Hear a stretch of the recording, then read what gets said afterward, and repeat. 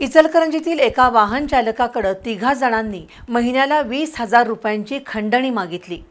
खंडणी देण्यास नकार दिल्यानंतर 2 चारचाकी गाड्यांची तोडफोड करून 50,000चं नुकसान केल्याप्रकरणी शिवाजीनगर पोलीस ठाण्यात गुन्हा दाखल झालाय।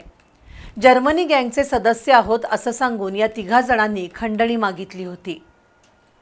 इचलकरंजीतील स्वामी अपार्टमेंट जवळ राहणाऱ्या रजनीश सोनार यांच्याकडे 2 चारचाकी गाड्या आहेत।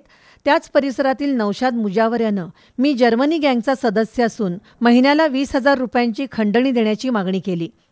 यापूर्वी त्यानं सोनार यांना धमकावून वेळोवेळी रक्कम उकळली आहे।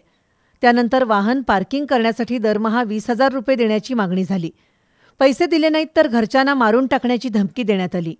तरीही सोनार यांनी खंडणी देण्यास नकार दिल्यानंतर नौशाद मुजावर, अथर्व कुलकर्णी आणि संजय केसरवाणी या तिघा गुंडांनी सोनार यांच्या घरासमोर लावलेल्या 2 चारचाकी गाड्यांची तोडफोड केली। या प्रकरणी शिवाजीनगर पोलीस ठाण्यात नोंद झाली आहे।